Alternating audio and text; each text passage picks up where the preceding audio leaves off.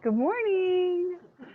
Good morning. It is Sew Together Tuesday. I'm Teresa Coates. I'm the National Educator for Shannon Fabrics and the host of Sew Together Tuesday. We're back again. We just keep doing this every week. We come back. This week we are at Tater Patch Quilts in Merrill, Oregon. So we've been winding our way around. We're winding up the year, and we are here. So last week, were we around last week? What did we do? Last week we were in Medford, and we did the little snowman pillow there. And then we came across by Mount McLaughlin, I think. Is that right? Audience is nodding. Yes. Came across by Mount McLaughlin and came over by Klamath Falls. So if you've ever, Klamath Falls, you might have heard of that in Southern Oregon. Merrill is just south of that, maybe 20 miles or so, right against the California border. So we're real Southern Oregon right now, but we're still in Oregon. So that counts. So today we are, like I said, we're here. We are doing the infinity scarf. But before we get started too far into things, I want to remember this guy here. What? Okay? What's so that? If you make sure to share the video, you will be entered to win. And at the end, we will draw 2 winners, one from Facebook, one from YouTube. And you will win a beginner box, which has 3 1-yard cuts. I did put it up right side up, right? You did? Okay. It's upside down on my side, so I panicked for a second there. You'll win. It's 3 1-yard cuts. Pins, needles, thread, everything to get started, a pattern book that has 6 projects in it. It's really pretty fabulous little kit. So this is a great one. We're going to give 2 of them away at the end of the show for anybody who shares the video. So do that. Okay. All right. So then can we talk about the shop? Let's is that do what it. We're doing? Okay. Yeah. So well, Merrill, I'll tell you, how many people are in Merrill? About 1,000 people. They're all here. So Merrill is a very small town. I think it's a no stoplight town, if I'm right. Wave at the camera. Yes, there we go. It's a no stoplight town. And but when we came to Tater Patch on Monday morning. We came into the shop, and I have to say, Hawk came in before I did to check out the shop. And I came in and I was chatting with people, and he was like, "No, you have to come. You have to come." And I'm like, "Okay, I'll come. I'll go see the Cuddle selection. Fine, I'll be there." So we went downstairs to go see the Cuddle selection, and I took a little video so I can show you guys the Cuddle selection. So Michael, if you can run that video, that would be great. We'll talk you through it because they have a ton of Cuddle. So this was an amazing selection that they have kind of hidden away downstairs. So if you get out here, the selection is amazing. They've got all sorts of solids. They've got dimples. They've got embossed. They've got the Luxe Cuddles. A bunch of the, it looks like Milan is there too. Newer stuff, some older stuff, a whole variety of different prints that are here. It was really, I think my jaw had dropped for probably at least 30 seconds before I was able to pick it back up again. Be like, all right, this is kind of amazing. They've got all of those. They've got a nice selection of kits available as well. And this is just the little downstairs. So then we walk upstairs, and you're going to see what most people walk into. And I was talking with Robin, and she was saying that, yeah, a lot of times people come in and their jaws kind of drop because it looks like a small little cute, quaint quilt shop. And then all of a sudden they walk in and they see there is just about everything here. So it is a really large quilt shop. It's on a main thoroughfare. You said to Reno, is that correct? What is the highway? I can't remember. 140. 39. And then it goes into 139. So if you are ever in the area, I highly recommend you give it a little stop because they've got basically everything that you need, which was super fun because I really love quilting and I love sewing with Cuddle and I love doing embroidery and I love all this stuff. The wool stuff is not my thing yet, but maybe I'll get there. They have a lot, all these tiny quilts. I had to show you guys because it's just so much fabric in here. And it really is kind of, what's so like misleading from the outside. You think it's like this cute little quaint quilt shop. And all of a sudden it's just this ginormous thing that goes on forever. I loved it. So lots of notions. They've got the tools that I like. And that was super fun. All sorts of rulers. And they do have the Embrace double gauze left too. So if you've been looking for gauze, you know where to get it as well. So they have a website is taterpatch.com, taterpatchquilts.com, taterpatchquilts.com. And then if you want to make any orders, you need to call them.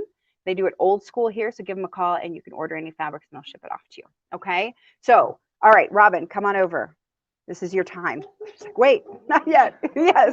So come on over. So Robin and Diane are the co-owners. You guys are just buddies, right? Yeah. Okay. We started drinking coffee at church, and got it. this And then is what this it is turned into. Yeah. got it. You never know where it's going to go. So how long have you guys been co-owners of the shop? 26 plus years. So did you start the shop together then? We did. Oh, wow. That's really interesting, because one of the things that we found in a lot of the stores is that ownership changes over time. Yeah. Like the shop may have been around for 20 some years, but usually it's some other owners come in and out, and that's the way these things work. Been doing this ever since the beginning. Forever. And we started across the street. Okay. Moved to another location, and then ended up here. And we're living here. So they just get bigger and bigger? Is that what happened? Yeah, we just grew out of space. Yeah, that tends to happen sometimes. Yeah, so but this is the perfect building because we have all this display space. You do. For the quilts, and then still a lot of room for product. Right, exactly. And then you work together with another company who's next door. Right, within us, we have another business owner that has the sewing works, and she has all of the great BERNINAs and handy quilters, and they just do a phenomenal job of service and that's super cool. And what a fun way to like work together and make sure that the customer has everything. So good, and all women. Yeah. So that's all women kind of those fun notice. Too. That's fabulous. Yeah, it's a great shop. So tell me, do you guys feel like you specialize in anything, or what's your niche? What makes you stand apart? Our niche actually is that we have a little bit of everything because we like it all. And so we don't have much restraint. Right. So, right. So anyway, because we love it all, we just want everybody to have some options and choices. And people come from quite a distance sometimes to see us. So we want to make sure they don't go away disappointed. Right, because I would assume that because somebody had mentioned that they were on the way from Reno, that they'd been through here, and then you get people from California because we're so close, absolutely, and then obviously Southern Oregon from all over. Snowbird, so they say I get here twice a year. Spring, on the way to and from. Yeah, so cool. So we get it's fun. It's very fun. It's a great shop, and really thank you so much for having us. I want to buy everything is really what I want to do, and I'm still living in an RV. Okay. We can start putting now and get it in the Jeep. Fabulous. We can start piling on top, just strap it down, right? Absolutely. Okay. Awesome. Okay. Thank you so much. Thank you. Let's make a scarf. Okay. So that's where we're at. It's super great. This is our second to last show on the road. So if you are in Sacramento area, make sure you join us next week. We'll talk about that at the end too. We're getting close. Okay. So this is our infinity scarf that has a little twist to it, and a different twist than what we're used to. So this is the Team Spirit Infinity Scarf, which was kind of an interpretation of the Infinity Scarf pattern that Linda White did. And so this is a pattern that she designed that we use basically the same kind of thing as the Infinity Scarf that we also had, the Luxe Cuddle Infinity Scarf, but this one has two colors, which makes it a great project for using for team sport events that you go to and watch in the cold. There's got to be a better word for that, but I don't do that. Okay. So I don't know what the word is, but when you go watch the team play on Friday night, here's your scarf. Okay. Robin made this one for the local team, and you said it was for the who? Which team was this? It's for the Lost River Raiders. The Lost River Raiders. The Lost River Raiders. Oregon State football champions. Oh, football champions. And then this one is made out. So this one was, I think looks like it's probably hide and C3. And this one is two versions of hide. So I think it's the cardinal and the caviar. So the red and black. And this one worked for which team? The Bonanza team? Yeah, which I think is such a great, the Bonanza what? Antlers? Got it. Got it. The Bonanza Antlers. The Bonanza Antlers. So yeah, you can have it for any team. Also, there are tons of red and black teams around, and red and yellow teams, and there are orange and blue, and all sorts of colors. So you pick the two colors that you want for your team, and then you get 2 yards of, or 1 yard of each color. So you end up with 2 yards, and with those 2 yards, we'll make 5 scarves out of them. Okay, so it's a great way to do it for either like the team, or pass them around to your friends and family that go to the games with you, whatever you want to do. Okay, but you'll be able to make a few. So this project is cut length of the fabric. So we're going to take 1 yard and cut it into 5 vertical strips. And this is really important. We talked about this when we did the regular infinity scarf 2 years ago. And when you cut it with the fabric, because of the stretch, it makes it not lay quite as nicely. So it's really important to get the yard and actually make it this way, okay? The pattern is available if you go to shannonfabrics.com/blog. You'll be able to find it there for the on the blog post for today's show. You can also find it if you could just go to shannonfabrics.com and scroll all the way down to the bottom and find the free pattern section. There's an updated pattern there that tells you how to do it, okay? So should I put it on first? We'll see what it looks like so you guys can see how this works. I'm gonna mess up my mic just a little. I'm gonna try not to do too much. There we go. Bink. Okay, so that's how this works. This one is cut 36 inches. So this is 1 yard. Cut this length. We'll show you at the end because I'm going to change the other one and make it a little bit shorter. All right, so this is how it lays when it's 36 inches. It's nice and big, covers your neck. What I don't particularly love is I want this part of my neck covered. So I'm going to make mine a little shorter. Okay, so we've got our Luxe Cuddles here. Okay, so we've got the black and we've got the red. So I have cut these already to 11 inches wide and 36 inches long. So a yard long, okay? 2 of them. Ta-da! Okay, the first thing I'm gonna do is I'm gonna cut them a little shorter because like I said, I want my scarves to be 30 inches.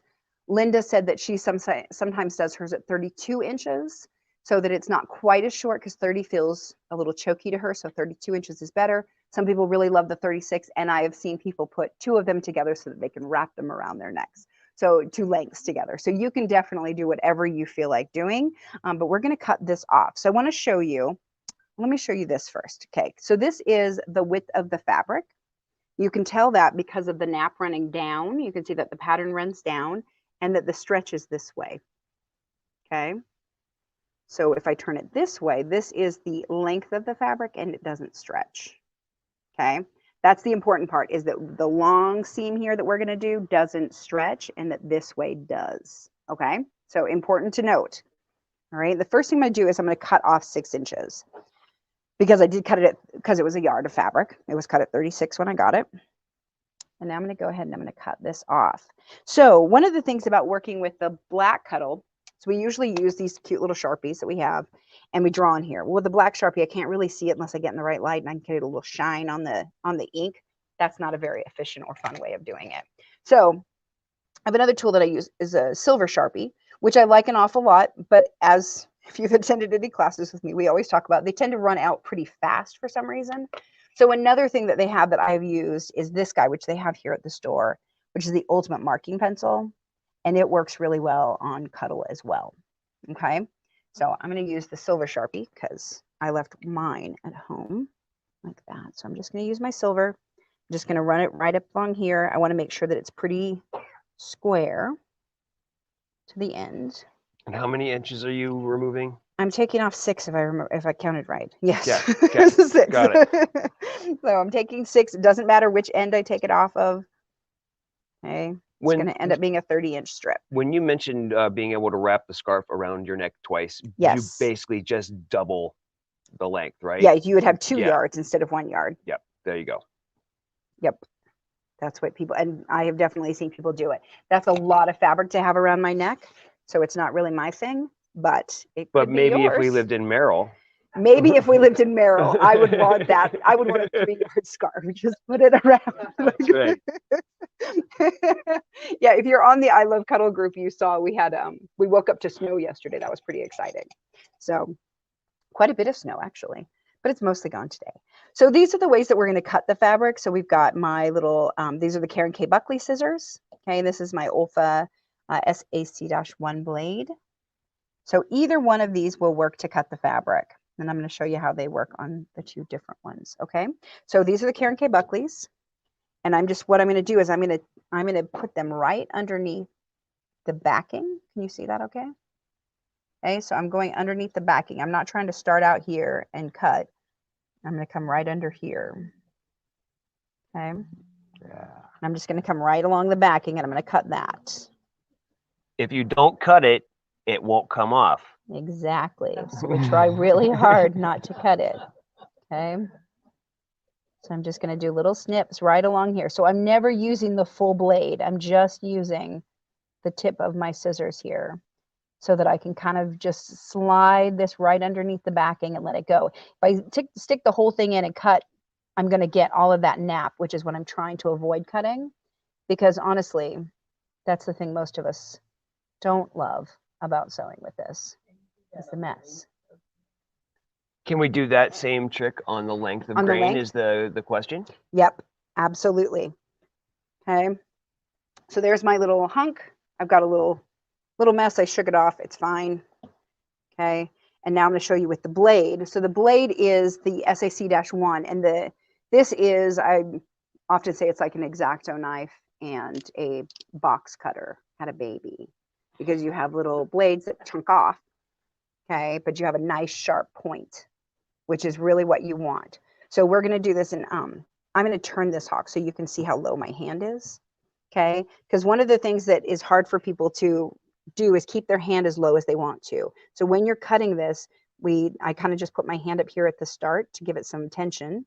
And then I'm just going to drag this down the side, down the line, just a little bit at a time. Okay. And I kind of check it, make sure it's working.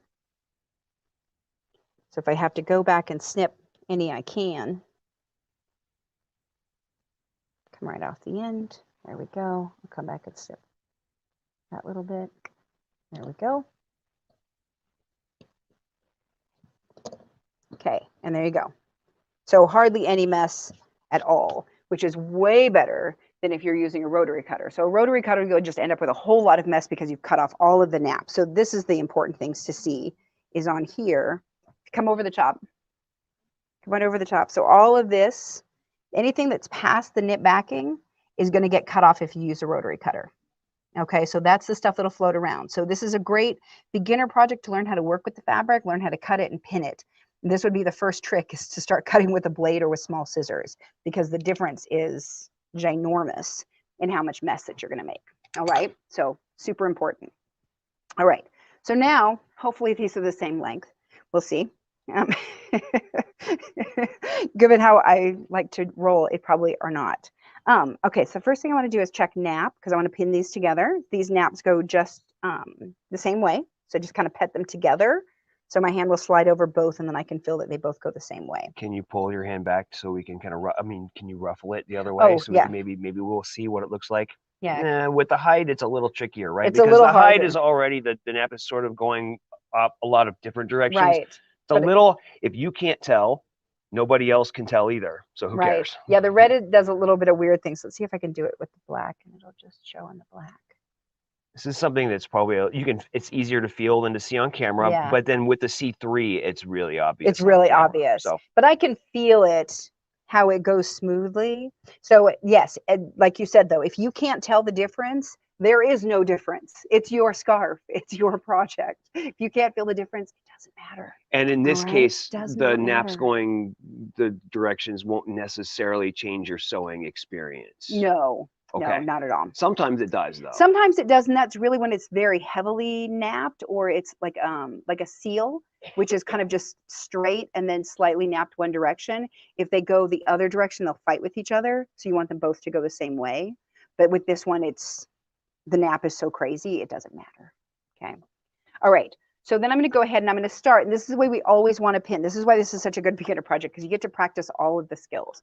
All right. So we're going to start at an end, and we're going to pin this end together. And because it's an end, I'm going to pin in like about at a 45-ish. Okay. So I'm just kind of pinning in this way. That's because I can't get that to move. If I pin it this way, it wants to move a little more. I can get it to slide around. So if I pin it in at an angle, it won't move so much. That's for the corner specifically. So the corner, right? Yep. Okay. So then I'm gonna do the same thing over at this corner. I'm gonna get that one to match. And I'm gonna pin it. Okay. And now I'm gonna lay this out. I'm like, yep, it's gonna work. And then I'll start pinning parallel. So this way we're gonna pin the end, the middle, and then we just subdivide it. And I'm gonna keep doing that as we go here. Lost the little mic here. Let me put that back. Okay. So I'm just going to put this in the middle, and I'll divide that, and I'll divide that. And what pins are you using, and why? These are the clover flower head pins. So what we want are flat flower head pins, and we want nice sharp ones. So these are the clovers, and you'll see that these, so if I turn these are peach on that side, but peach on this side. This one is peach on this side and red on this side. These are 2 different weights. So this is a heavier weight pin. This is the medium weight pin. The heavier weight ones are the ones that I really like. The other ones I use too, obviously. And the thing about these that are really great is that they're very not bendy. I'll show you with this one. This is the medium weight and they're much more bendy. Okay. So that's the difference, is that these are stronger pins. So I like them a lot because I can really shove them through and back up without much work.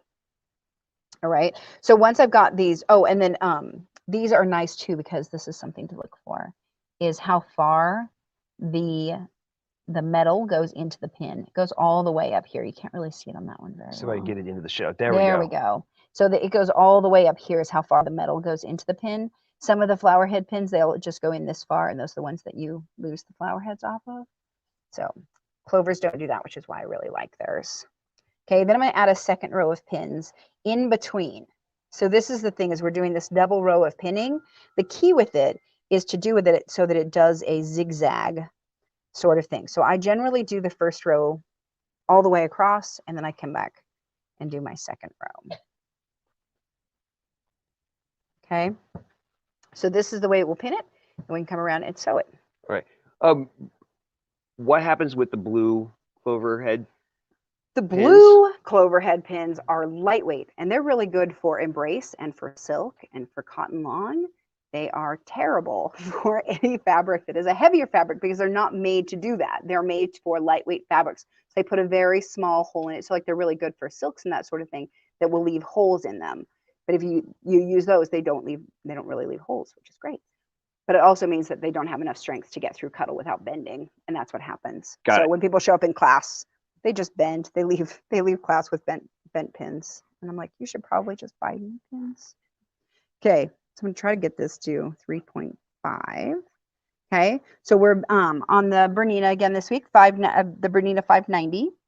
Okay, and I've got it set on a straight stitch at 3.5 millimeters. We're always going to up the stitch length when we're working with Cuddle, because it doesn't feed through as fast on the machine, even if we are using the walking foot, which we are today. So we will always want to lengthen that stitch to a 3 or a 3.5. Really just kind of depends on what you're doing. With the Bernina, are we changing the presser foot pressure? Oh, we should change the presser foot pressure. Thank you. I changed it upstairs. And then that is a note about Berninas. You can change the presser foot pressure, most Berninas, but when you unplug it, it resets back to the factory. So the ones that are like this is how you set it, is with the little knob, and you can twist it down, or you can move it by hand or push the little button. On other Berninas, on some, I think it's the lower end or older ones, that little thing will be a knob here at the end. There'll be a little knob that changes your presser foot pressure. So if you've got one that has a little knobby here, that's usually what that is. And I say usually, oh, you know what? I didn't bring my foot. How funny is that? That's exciting. That's because I was doing... No. I'm gonna see if I could do the sewing like everybody else does in classes when I'm like, come on. Okay, so you're gonna start and stop with your. I'm gonna see if it will. It just wants to lift up. How do I make it that sew? Because you have pivot? Okay. The shop is going to recover. Okay, but help us. You have to hold it. There we go. Oh yeah, look at that. Okay, we're slowing my machine down because that was really fast. Look at that, I have a foot now. Thank you. And then it just stopped sewing because they were like, wait, you have a foot. Start using it. Super confused. Okay. Machine. All right, so now we'll try it again. Now I can put it up higher because now I have a little more control. Thank you. So this is what happens when I was using the machine for embroidery. I didn't need the foot. I never pulled it out. So somebody asked, am I sewing between the 2 rows of pins? And no, I am sewing on one side. I'm sewing a 1/2 inch seam allowance. And I'm going to show you. You should see, like I'm getting up here. So now my pin is here. If I keep sewing, I could sew next to the pin and I take it out when I get here. I don't want to be that brave. So I'm going to take my pin out now and sew it along. But I do leave these pins in because as you can see here, the walking foot just slides right over the flat flower head pin. and it just stays in place, which means my fabric doesn't move. Okay, and that's really what we're aiming for, is getting the fabric to stay pretty stable as we're sewing. One of the things that I'll note is that using a hand back here to hold the fabric as it comes through is very helpful. Okay, and the other one is to just not sew super fast, because what happens when you sew fast is it starts to shove this fabric. No matter how much you're practicing or you've practiced or you're trying, it will start to shove this. And as soon as it starts to shove, you have to stop and fix it. And that's usually just entails kind of shoving it under. But you don't want to let it get away from you. That's really the key. Back to the foot pressure with Cuddle, with thicker fabrics, what you actually want to do is to lessen the pressure, right? Lessen the foot pressure. The pressure becomes less, and then it lets the fabric slide through better. Yes, exactly. Great. Exactly. And there is always a little bit of controversy in what you're supposed to do, but you don't want to hold it tighter. So tightening the foot pressure will make it hold on to the fabric and won't let it move. That's not what we want to do. We're not trying to get more grip. We're trying to get a little less. Oh yeah, it's speedy. It is. Boom, boom. Turn it down just a little. So I don't get too excited there. All right. So we're going to come up to the end. I'm going to take that pin out just as I get to it, because I don't want to sew over the pin, but I also want to keep it in as long as I possibly can. And then I'll do a little back stitch here. Sew to the end. And I'll do the little stitch. Just did something funky there. Okay. All right. So there we go. So now I can take my pins out. So this is really what your stitches should look like. Let's see if we can get in there. I'm going to make a note here. I just got a note from our app that says some of your destinations have errors, and we know that there is a known issue this morning between our app and Facebook. If you can hear my voice and you can't see us, try going over and finding us on YouTube. I'm pretty sure that stream will work just fine, but there's a little bit of user error that for once isn't us. How great is that? Okay. But everybody's kind of saying it's frozen, so. Got it. Yeah, get rid of it. Let's see. Okay. So this is the thing, is that you will notice that sometimes it will seem like your seam is not very straight, even though you saw and I sewed it really straight. It will look straighter from certain places than others, and it's just because it's a knit fabric. So don't get crazy about that. Okay. It looks just fine on this side. All right. Got it. So don't get too crazy about the seam and how it looks. What we want to do is make sure that we have a stitch length that's about like that. Okay. So it's just a nice clear stitch. That's what we want. All right. If you were doing this on a sewing machine and just sewing on cotton, this would probably be about a 2.5 stitch length, would look like this. On my BERNINA, on the Cuddle, it's 3.5, looks like this. All right. Okay. All right, so now we've got the two pieces together, and now we're just going to assemble it just like we would for a regular infinity scarf. So we got the two fabrics, one of each that we want. You can mix these. You saw on this one, she mixed it with a C3, a Cuddle 3, a flat one, and the Luxe Cuddle, which works just as well. I actually like that quite a bit. I like a little texture contrast. Yeah, it's fun. So, yeah. All right, so the choices are yours. So now I'm going to go ahead and do the same thing. But this one, I'm going to show you something a little different. So I'm going to do the same thing of the pinning here. And I'm going to pin here. And I don't have to get this all flat because I know that they match or close enough. Okay, so I just need to pin the ends. Then I need to get it flatter. Okay. I'm really sorry, everybody who lost us over on Facebook. Yeah, you got to go find us over on YouTube, and we're just going to keep right on chucking. Okay. Yep, you'll be able to watch it. Hopefully it'll show up there just fine. Okay, so now what I want to do is I'm going to put a pin in the middle, and then I'm going to use my clips. So these are things that people always ask me, can you use? Yes, you can. Let me show you how. But I'm going to tell you that I only recommend that you use them like this on lengthwise seams, because the lengthwise doesn't stretch. Okay, so the clips work well on lengthwise seams. On widthwise seams, they do not hold the fabric well enough, and the fabric will stretch on you. Okay, so I'm going to go ahead and I'm going to use these in here, and I'm still going to clip a bunch, just like I would pin a bunch. Okay,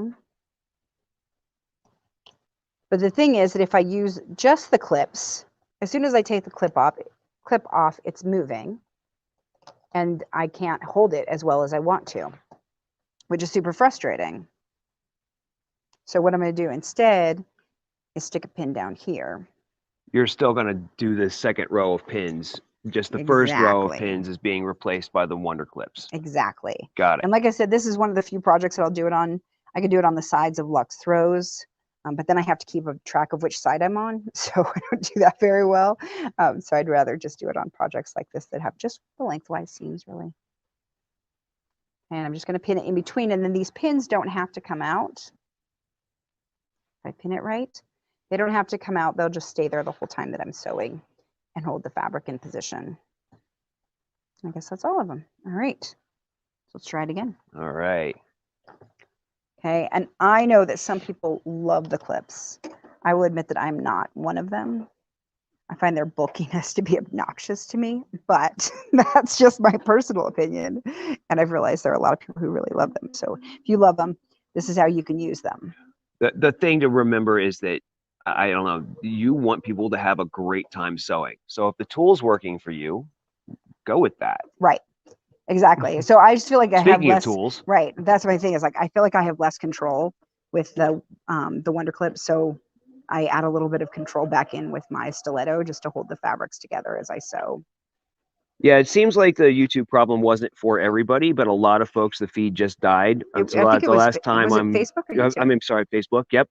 So last time I'm probably going to talk about it because I see a bunch of folks getting back over to us over on the YouTube channel. So I really appreciate you guys figuring out how to migrate over to a feed that's not. But now they know. Now you can subscribe on Facebook or on YouTube, and you will get notifications. That's right. When we go live. See? Smash the like button, do the bell, all that good stuff. Smash the like button. Things we've never had to say before. So I'm just going to come right along here, same stitch length, just you can see nice and slow, just working my way through it. All right. And you'll notice that I started, maybe you might have noticed that I started with it up here. As I get closer to the bottom, I'll let it hang off the front a little bit. But really, I want to keep the bulk of the weight when I'm sewing with Cuddle on the table. So if there's any way I can put it on the table and let it feed itself around, I will do it. Because it means that it will just work through the machine much, much easier. Okay. Try to make sure my fabric is flat where I want it to be flat. Okay. So I'm constantly kind of just checking and rechecking and making sure things are basically where they're supposed to be. Because the cool thing about Cuddle is that it doesn't actually have to be perfect by any stretch. Okay, so there we go. Turned out just fine. All right, so let me put my pins away. And those are the jumbo Wonder Clips is what I used. So I prefer the jumbo Wonder Clips over the smaller ones, and that's just personal preference. For the most part, the thing I like about these is they actually, so on the back of it, do you remember when we did the video with Clover and he explained this to me? Yeah. Steve did. So this is a 1/4, 1/2, 3/4, and 1 inch mark on there. So if you haven't noticed that there are marks on your Wonder Clips, there are marks. Okay, but that means it holds down a whole inch of fabric there really easily. So it holds down a bunch of it, which I prefer over the little ones that only hold over like 1/4 of an inch. Okay, so this just holds down a bigger chunk of fabric, which works really well. All right. Okay, so now I've gotten it to this point. All right, come around front again, Huck. All righty. We'll do that one. All right, so now once we've gotten it to this point, we just have a tube. All right, so you got a red on one side, black on the other, whatever colors you're using, you're just going to have a little tube. We're going to turn this inside out. Okay, so we're getting there. It's starting to look like something. Really, it's just a pretty tube, but it will get to something better. All right, so now to make this into a circle, we have to sew the ends together. And there are a couple of different ways of doing this, but this is the way that I prefer. All right, so we want to bring this over. We want to make these ends meet. So right now, it's right sides together, red to red. But what I'm going to do is I'm going to flip it so that we have our black to red. All right, so let me show you here. We're creating this seam right here. Okay, where the black to red comes. All right, so that's what we're doing. All right, let me show you this one more time. So we're going to have our tube. There's a seam down each side. Okay, fold it over. and then flip them and make them kiss. So black to red, right sides together. That's the important part. We're going to grab those two right there. So I'm not grabbing all four, just the middle two pieces. I'm going to pinch those real good, stick my hand down to the bottom of that tube and pull it inside out. Okay. So now I've got it turned inside out. I'm going to be able to sew this top thing. Should I show that again? I'm going to ask you to show that again because we all know that is the magic. That is the magic part. This is okay? where the infinity scarf gets its infinity. Yep, exactly. Okay, so we're going to fold it in half, turn it, grab those middle two pieces, stick my hand down, grab the middle, like the bottom here, and just pull it. All right. The biggest thing is you don't let go of this. You could pin it if you want to, but usually when I do, I catch the pin on the way back out. So I've taken to not pinning it to keep my blood inside my body. Okay. So we're going to go ahead and now we're going to match these seams up. All right. So I can kind of do it by feel and by sight, but you'll notice that it is a little. For the quilters in the audience, are you nesting seams? What are you doing? I'm opening the seams is what I'm doing. I'm not nesting them this time. Okay, you can, but I prefer to sew them open on this project. Okay, so now, oh, you know what we didn't do, which we should do on this one, is show that the turning hole thing. Yeah, the turning hole. Thank you. That's what I have you here for. Thanks. Thanks for the help with the words. Okay, so what I want to do is I want to create a little turning hole. And we're going to do that on this because it really will make a difference in how I get that turning hole to turn out. Okay. So that turning hole was just a little wider than your hand. Yep, I just marked it. It's a little wider. That's what it needs to be for everybody. Yeah, so if you do this and you don't like how tight that is, because it will be a little tight, I don't care because I'd rather fight it than sew up a bigger hole. But you can do it like this, where you do a mark here and do a mark on this side, and then it's a little bit bigger hole. Okay, but still, don't measure it. Don't do it. All right, so now I'm going to go take this over to the machine. You can stay on that side. Okay. And I'm just going to do a 1/2 inch. Oh, let's see if I can find a good shot. Okay. From one pin to the next. And you saw I pinned it on the black because it's easier to mark it that way. So that's what that was. I noticed that you are using white thread on black fabric. I am, and it's specifically so you guys can see it. But we don't really care. I don't really care, and you'll see at the end it won't make any difference at all. Especially with this when you're doing two different colors. Like, which color do you choose?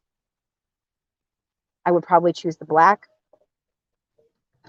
but I chose white this time just so you guys can see the stitches a lot better. Got it. Okay, so that was one layer at a time. One layer at a time. And this is prep for the turning hole. This is prep for the turning hole. Okay. And that, Okay. while that seems like a little extra work, it's really going to help. It really later. makes a big difference. And the other thing is I kept these sides pinned because I want them to stay in alignment.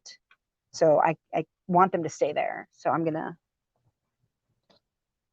pin them there. All right. Now I'm gonna go ahead and pin the rest of this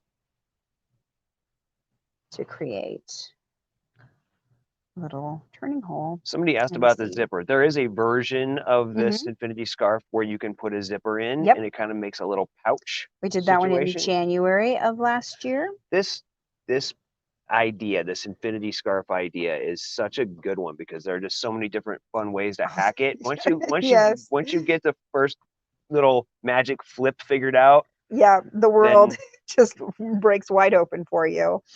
You can do all sorts of things with it. Absolutely. Yeah, so this one is Sans Pocket, but there is a video for it. Okay, so now I'm going to get over here. And I always like to put 2 pins where I start and stop. It's just a good visual reminder for me. I know I have a little mark here, but if you're anything like me, you will just glaze right over that mark and not even notice it. Okay. So I noticed, speaking of noticing, you pinned perpendicular to the seam on this. Yes, because I'm sewing in a circle. So when I'm sewing things that are a circle like this, the same way if I do like the pads on the feet of stuffed animals, I'll pin them this way just because it's a lot easier than pinning them this way. I'm a lot more likely to stab myself real good. So this works better. I have more control. Okay. All right. So now I'm going to take this over here. I took off the free arm so that I have my machine free. All right. I'm going to go ahead and I'm going to coming around. Yep, come on around. So I took the 2 pins out because they stick up this way, and I need to take them out so that I can actually start sewing. So I took it out and I stick one back in here so that I can get this lined up. Okay, and put my foot down, take that pin out. Now I'm going to sew backward. This is the L bracket technique. So when we talk about L brackets, this is what we mean. And we do it in a lot of different patterns. So I'm going to go ahead and turn it. Any pattern that has a turning hole, whether that's a stuffy or a throw or pillows, the scarf. Yep. Anything that's got a turning hole, this really, really helps. Okay, so now I'm going to go ahead and make sure that that is open in there, that my seam is open, just so that it'll lay nice and flat. That's really the only reason I care. So if it doesn't work out, it's not a big deal, okay? Nobody's going to inspect it and care. Okay, and I just use my little stiletto a lot to kind of help feed the fabric through when it needs a little extra assistance without getting my fingers near the needle. Okay, so again, a 1/2 inch seam allowance, 3.5 millimeter stitch length. Oh, we didn't mention the thread. So the thread I'm using is polyester thread. And it's really important that when you're sewing with Cuddle that you use polyester. And that's because polyester is a stronger thread and it won't break when it gets stretched a little bit. Cotton is not meant to be stretched at all. So if you use it, it's more likely to pop the seams when it gets any sort of a stretch. And I've seen that happen, and nobody wants to go back and fix that. No, because by the time you get done with this and it breaks, the only way to fix it is to hand sew it. Is to hand sew it. Yeah, exactly. So that's super frustrating. So just use polyester thread from the very beginning. All right. We're back to those double pins. We're back to the double pins. Your mark. And I'm going to pull this so that it's nice and straight coming out here. So it's coming off the bed straight, and I'm going to hold it so that it feeds itself in evenly. If I do it like this, there's a big, if you come in this side here, you can see how they gap differently. Yep. Okay, so what I want to do is keep these so that they're nice and straight and staying even while they sew. Okay, now I'm going to stop, pivot again, and sew off the edge. Get my back stitch just a little, get it back on there. Okay, there we go. So now it looks like it's been sewn all the way around, but that was where we left our little gap. This was me not holding my thread. You should hold your thread while you start. No bird's nests. No bird's nests, but it's just a lot of extra thread that we don't need. But that's how you prevent bird's nests, is hold your thread. Someday I'll learn. Maybe when I've sewn for 50 years. Yeah, we'll see. I'm just waiting for that lesson to sink in. Okay, so this didn't match perfectly. Do we care? No. Okay, it doesn't matter. What it is it's close enough. And that's really the way Cuddle works 99% of the time, close enough. So here's my little turning gap. The rest of it is sewn shut. So I'm going to go ahead and I'm going to turn that through. And usually what I kind of do is stick a few fingers in, not try to get my whole hand, grab the bottom, and pull it out. And kind of just work itself out. Like I said, you can make a bigger hole for sure. I just like the smaller ones because I don't smaller love the hand hole. sewing. Yeah, the less ladder stitching you need to do. Exactly. Okay, so once we've gotten it around here, it's basically done. If you are, I used to say lazy, and then people said I couldn't say lazy. What am I supposed to say? Efficient. Efficient. I'm not sure that this one counts. If you're efficient and you're making it for yourself, just stop here. You're fine. Okay, but if you are making this for someone else, we want to sew that hole shut. You can sew this hole shut with the machine pretty easily. We're going to do it hand sew because I think it looks so much nicer. So I can see my little lines there. Okay, those are my stitching, the stitching lines that I did that are basically telling me where my seam allowance should be. So you notice too that they just fold in. My seam allowances aren't sticking up at all. And that's because of those little L brackets that pull it down when I turn it inside. So they go straight down here and pull it nice. All right. It so does all the work for you. It basically does all the work for you. And what it does is it allows you to have a really nice straight seam here where you're closing it. I found, and why I kind of developed this, I stole this from other places. I don't even remember where I learned it. But the reason I started doing this is because sewing this gap shut, I couldn't keep a 1/2 inch even. So everything would be perfectly even along here. And then I would hand sew this shut and it would be like, and then it would go straight again. And you can see exactly where I'd hand sewn it shut. So this technique helps to kind of prevent that. And you can't really see where it's happening. So I've got a hand sewing needle here, okay, with a couple strands of polyester thread, the Metler. I'm metro seam, and I did 2, and then I just knotted the end. All right, and I'm going to go ahead and hand sew this shut. So what I'm going to do is I'm going to stick this in under here so that I can get underneath my seam allowance. I can get it under there. There we go. Because I just kind of have to feel for it until it works. All right. Go ahead and get that. Make sure it tugs nice and tight, and it's okay. And then is that outside of the L bracket? No, it's inside the L bracket still. Okay. Yeah, it's just in underneath the seam allowance that I did. Okay. So now I'm going to go ahead and I'm going to come over here. I'm going to address a question in the comments. Jackie, you're right. I have sewn some stuff, but I do not consider myself to be a sewist. I only play a sewist on TV. I've been around Teresa long enough now that I have absorbed the ideas, but I don't necessarily have the muscle memory, and everything is practice. And I know this. Yes. I'm happy to talk about sewing. I'm really excited to help Teresa share.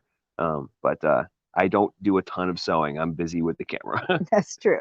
That is true. So I just took a little stitch out of each one. So we're going to see if we can come in here and show how that looks. So this is a ladder stitch, because what I did is I come in and took a little here, and then came over and took a little here, and come over and took a little here, came back, I'm over here.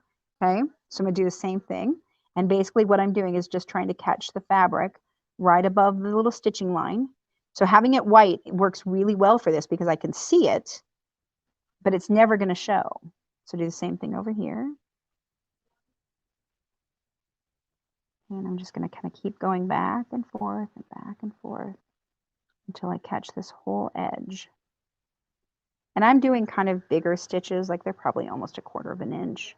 They're nice big stitches, but I'm going to go ahead and keep doing that and work my way across. Okay. Almost there. So now I'll go ahead and pull it, and you can see all those little ladders that are in there a little bit. Okay, now if I go ahead and tug it, it just pulls it all nice and shut. Okay, so I'll go here, I'll take one more stitch, make sure I'm to the end. I've got it secured all the way to the L. You can't really see what I'm doing in there, but there's definitely a lot of feel that I'm just trying to make sure that I have just one layer, because it wants to grab the second layer, so I'm just working to make it knot. All right, then I'm going to go ahead and tie a little knot. I don't want to pull this too tight because then it will end up doing a little puckering. So I'm just going to bring it through,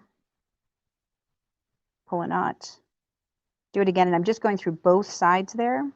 So I end up going through 4 layers right there because this is the seam allowance and the outsides on both sides. And I'm just tying it really nice and tight. Then I'm going to go ahead and I'm going to stick my needle in, and pop it out over here, and then the tail gets hidden inside. All right, go ahead, slide my scissors down to the bottom. I'm going to grab this little white thread. If I can. Slide down to the bottom and take that off. Now there's no sign at all that white thread was ever used. Okay, perfect. All right, stay here. Got one more thing to show. Okay, so the other thing I love about this tool is that I can go ahead and where the nap gets stuck into the seams here, I can go ahead and just fluff this up. And all of those edges, so anywhere where there's a hard edge, I'll be able to soften it right up, get those fibers to pop right out. What I think is great about that is for whatever reason, that doesn't actually loosen the stitches up. No, because you're not actually tackling the thread at all. You're not pulling the thread. Even when you're doing it from, like when we're doing it top stitching, we're kind of just trying to grab the fibers and pull them out, it is pretty magical the way that they just pop right out. And it makes a huge difference in the finish, in my opinion. I think it just looks so much more, I don't know, professional or whatever. Because it definitely hides this little bit. And in certain things, like when we do a throw, you have those big long side seams and you really need to do that. So the fun thing about this is as I work my way around, we're going to get into the Mobius strip bit of it, and that it is really just one continuous strip now. So if I keep tackling this one side, I'm actually going to tackle both sides, which blows my little child brain. I'm like, what? We're learning about this. It's magic. It is kind of magic. Okay, so here's a great example where it's really tucked in. So I'm just going to go ahead and just drag the stiletto across. Mm.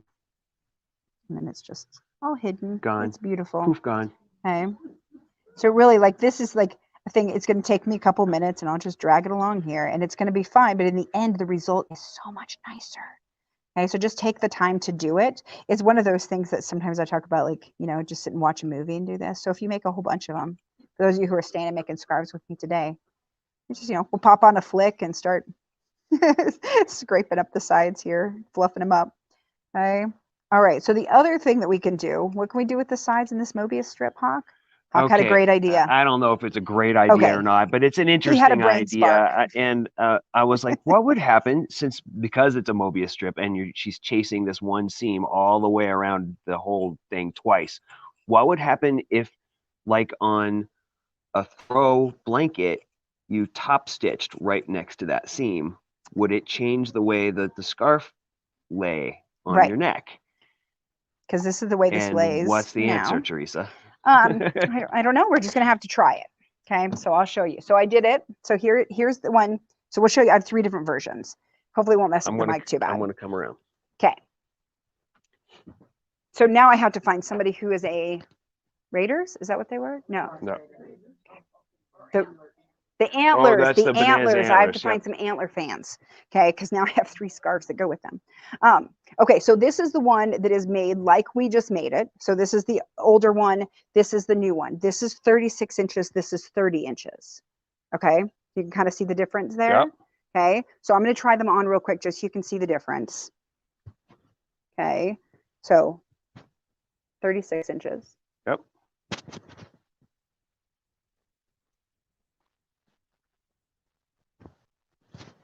$30 inches. It snuggles right up. Yep. Okay, my microphone is under there. I prefer this one a lot, just because it stays up closer to my neck and actually keeps the cold breeze off of me, which I like a lot. Okay. Actually, would you grab my coat is back there, my Cuddle coat? And then this is the one that is top stitched. It's laying down in the back behind the table. So this one is the one that I made. This one is also 36 inches, but I top stitched it. Okay. So you can't really see the top stitching because I fluffed it because I didn't really want to be able to see it. So on the black side, you can see it probably a little better. Where is it? It's in there. Right there. Okay. That's it. There's a little dent in there. Thank you.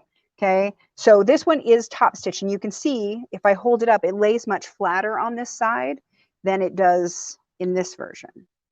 Okay, it's just holding those sides together real well, which is what we want to do on a throw. We could do this on a scarf. Obviously, I did it. You just sew around one line and then you end up at the beginning again. You mysteriously end up right back where you started from and both edges are done. Yeah. So this is how that one lays, which is a little, I don't know. It's not as fluffy. It's not as fluffy. So there is a difference in how it might be what you want because it lays a little flatter. You can get it to lay a little flatter on yourself if you want it to. So it is something you can do. Hawk wanted to try it. Could you top stitch a scarf? And I was like, I will give it a try because I will try anything. Thank you, Teresa. So there you go. So that's how that works. All right. So I want to show you why I like, so this is my Cuddle coat that I was talking about. And I'm going to show you why I like this scarf this size. And like I said, Linda likes hers at 32 inches. So you can do it a little bit longer. Try not to mess with the mic too much. Now I have to figure out which one is the shorter one. This one. So you can make coats out of Cuddle, which is lovely.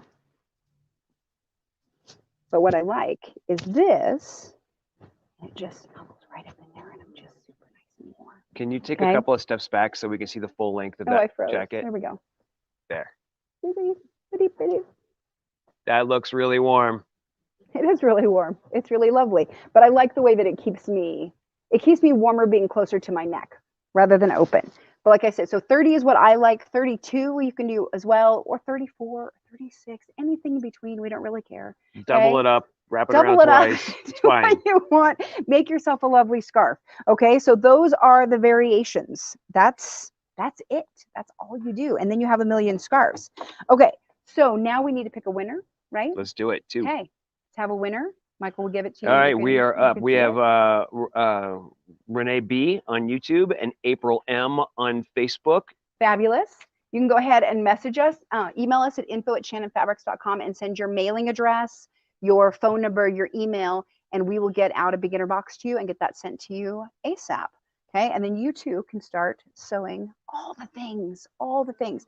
And the pattern for the regular infinity scarf is in that beginner box as well, along with a throw and a pillow one of the and a ball. projects. Yeah, it's one That's of the projects. right. The beginner box. A ball Yeah, and a the scarf circle. is as one of the 6 projects. Yep, exactly. So you'll be able to do all of that. All right. Am I sort of put back together? You're good. Okay, thanks. Whew. All right. I think that's all that we need to talk about. Next week, we are at Cali Quilt Co. again in Rancho Cordova, California.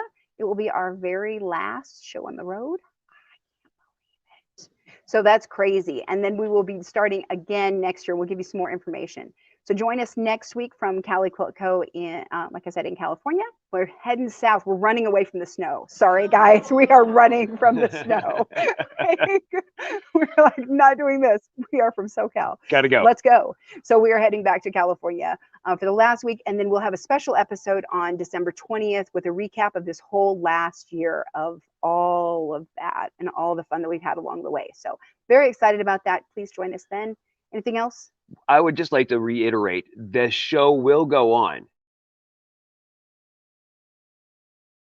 Started during the pandemic, which was to have a studio.